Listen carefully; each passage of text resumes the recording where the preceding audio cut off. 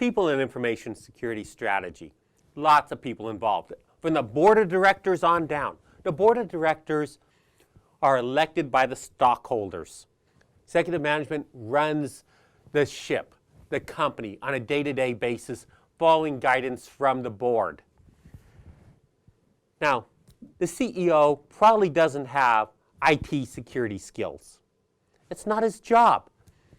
But he's going to need people to give him advice, and that's usually where the information security oversight group comes from.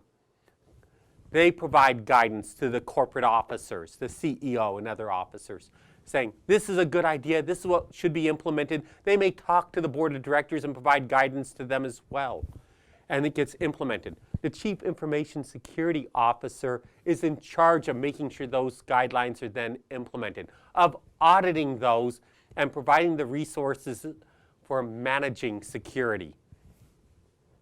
Under the CISO, you've got the information security personnel, the troops in the field that are auditing resources, managing things, reviewing permissions, reviewing the information from all those triggers, all those automated things that are monitoring. You got the auditors reviewing day to day, looking at logs. Oh, nothing's more dreadful than looking at logs, but eyeballing the logs as well as those robotic tools for doing it is a must. You got individual contributors that have ideas on how to help security. Sometimes great ideas that get overlooked because working in security, sometimes we see things too much with the security focus and we lose the common touch of simple things.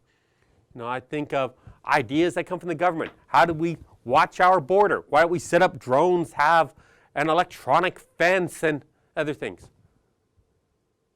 That doesn't really make sense.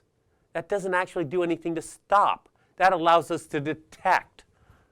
Isn't the purpose of security to stop bad things from happening? We sometimes get lost in our own world of technology. We don't see things that just make sense, things that can be effective. And the customers, they want to know that they can go on, work with their stuff without danger. You want to buy something online. You want to make sure your credit card isn't stolen. You want to have a reasonable assuredness of that.